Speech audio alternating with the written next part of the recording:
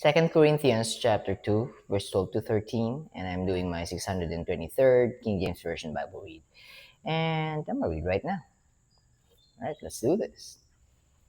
Furthermore, when I came to Troas to preach Christ's gospel, and a door was opened unto me of the Lord. Verse 13, I had no rest in my spirit, because I found not Titus my brother. But taking my leave of them, I went from thence into Macedonia. All right, let's break this one down. Actually, two verses down. Furthermore, when I came to Troas, uh, it is in modern day Turkey. So it's in Turkey, somewhere there. And Apostle Paul is still focused, or his primary focus is to expand and advance the kingdom of God by sharing, preaching the word of our Lord Jesus Christ, the gospel, the good news, and uh, ministering unto them and discipling them there on every uh, evangelizing or evangelism and then church planting that he's doing. So, furthermore, when I came to Troas to preach Christ's gospel, and a door was opened unto me of the Lord, a God given opportunity, meaning this is in season, meaning people in Troas is receptive. So it's like in season because it's easy or it's actually smooth there. If you stay there, there will be a lot of good things going, probably. So that's the reason why a door. Apostle Paul likes to use the word door. First Corinthians chapter 16 verse 9, if I'm not mistaken. Let me just check. And Colossians chapter 4 verse 3. Keep referring on the word door. Let me just double check. I think I saved it earlier. Yep. First Corinthians chapter 16 verse 9. Apostle Paul used the word door as well. An opportunity, a God-given opportunity. Especially he mentioned the name of the Lord. And a door was opened unto me of the Lord.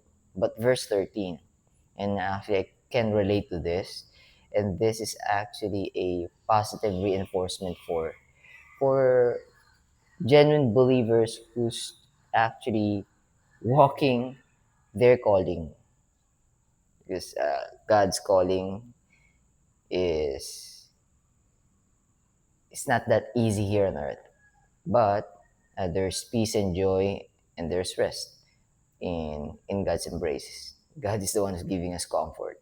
It's not easy to pick up our cross and walk with God, but His yoke is easy and His burden is light. Well, anyways, let me just break this verse 13 down. I had no rest in my spirit, so I keep on thinking about, keeps running on inside my head.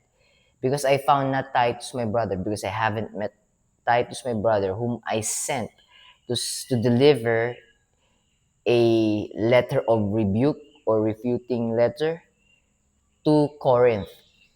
So he's worrying about Titus because they were about to meet in Troas, but Titus uh, is not there or weren't visible, or he cannot find Titus in Troas. Although Troas is a good place to stay to evangelize and then make disciple. However, something's bothering, or his spirit is not, he's thinking about something, and it's about Titus. It's about Titus, and Titus should Titus and Paul will be meeting in Troas. Titus will be giving a report on what happened on the first visit. Titus is the one who sent the first letter. Or Apostle Paul not used Titus, actually uh, asked Titus to go to Corinth and deliver the first letter. But if you can see here, this is a relational, and this is a relationship. This is a fellowship, not just this is apostle. They are the leaders, and the disciples are submitting. No, there's a relationship with those who are evangelizing and those who are they are sharing the gospel or sharing the word with, doing a fellowship, having a fellowship, and uh, building a relationship after. So it's not just a mere a co-believer to co-believer. There's a relationship there. If you can see here, I had no rest in my spirit because I found not Titus my brother. But taking my leave of them, meaning uh, I'll have to leave Troas, even though it's in season, meaning it's actually comfortable if I stay there, and actually beneficial for me because I'll be comforted in spirit and in also possibly physically. But I have to leave. I have to find Titus. So, but taking my leave of them, I went from thence. I went from there to Macedonia. I went from thence into Macedonia. Then after Macedonia, he will visit Corinth. Then after Corinth, he will be going to Judea, going back to Judea. So these two verses is so important, at least for me, because I'm encountering the same feeling that there's the struggles is kind of creeping my mind, and Satan is using it to put a feeling of burden, a toll on my heart. Luckily or fortunately, Jeremiah 17 verse 9 is actually heavy inside my mind and my heart. It's resonating. It's a great reminder for me to not trust my heart, even though sometimes I still keep on trusting my heart. The heart is deceitful above all things and desperately wicked. Who can know it, right? Jeremiah chapter 17, verse 9. And it's a constant reminder. And I'm thankful that God allowed me to recall it, memorize it, and keep it into my heart and mind. So as soon as I recognize that Satan is trying to derail, to distract me, to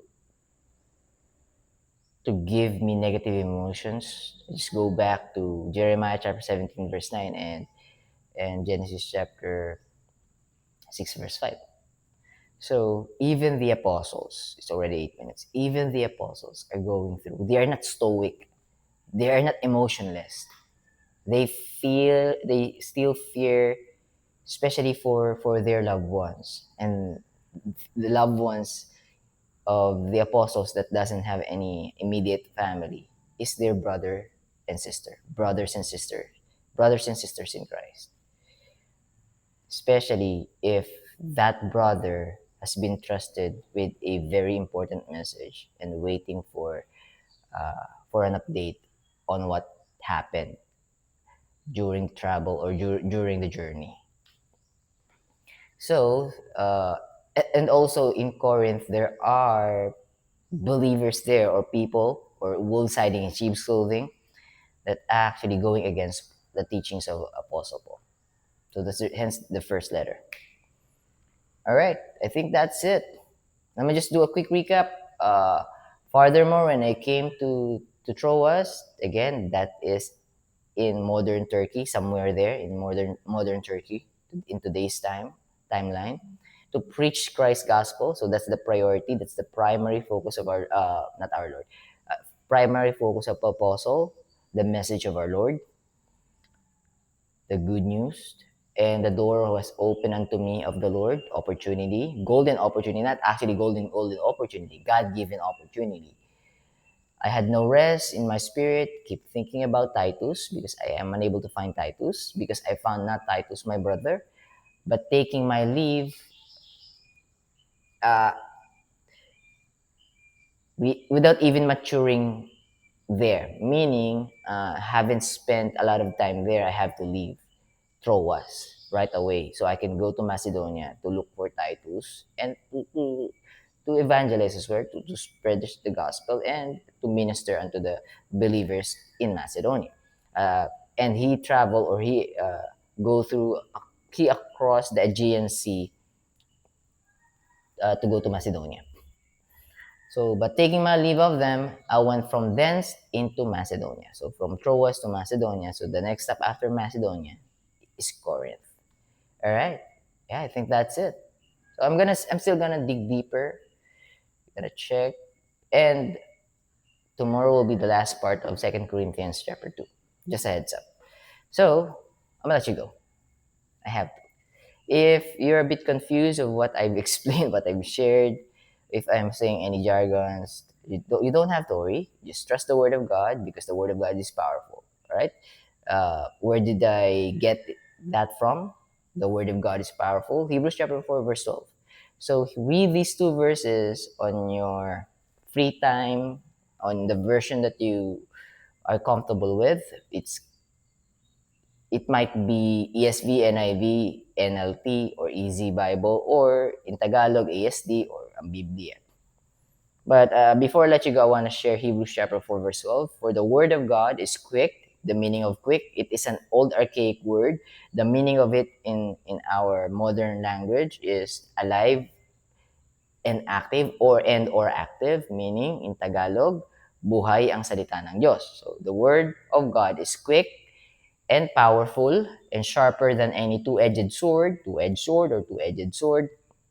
piercing even to the dividing asunder of soul and spirit and of the joints and marrow, and is a discerner of the thoughts and intents of the heart. Even your thoughts, the intents of your heart, the word of God can discern it. So the word of God can reveal to you your heart posture when you're reading it. The word of God will give you the wisdom that you needed, not the wisdom that you wanted. Because the wisdom that you wanted, even the desires of your heart that you wanted, might lead you astray. So the word of God will lead you back to the truth. The Holy Spirit will lead you back to the truth, and the word of God is the truth, because the word of God is God. All right, let me just reiterate this. In the beginning was the Word, and the Word was with God, and the Word was God. John chapter 1, verse 1. John chapter 1, verse 14. And the Word was made flesh, Jesus Christ, and the Word was made flesh and dwelt among us, Jesus Christ. And the Word was made flesh and dwelt among us, and we beheld His glory, the glory as of the only begotten of the Father, Jesus Christ. The Word was made flesh, dwelt among us, and we beheld His glory, the glory as of the only begotten of the Father, full of grace, Jesus Christ, full of truth, Jesus Christ. I am the way, the truth, and the life. No man comes to the Father but by me. John chapter 14, verse 6. But if you pay close attention, Thomas asked Jesus, we don't know the way. Show us the way. Jesus saith unto Thomas, Jesus saith unto him, I am the way. I am the only way.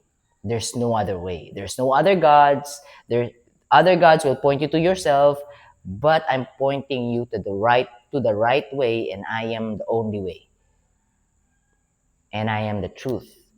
So if you are reading the Word of God, you are communing, you are talking with Jesus Christ, and He is the truth. He will reveal to you the truth. Sometimes the truth hurts, but the truth will set you free.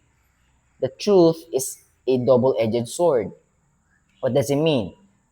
It can cut someone, it could also heal someone. And that someone could be you.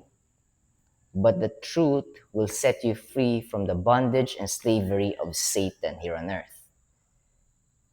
I am the way, the only way to the Father, to heaven. I am the truth. The truth will never lie to you because it's the truth. And I am the life. Our Lord Jesus Christ will give us eternal life. He gave us already. He's just waiting for us to accept it. All right, 14 minutes already. So, yeah, I think that's it for me today. I'll be seeing you tomorrow. God bless you. Keep safe. Bye for now.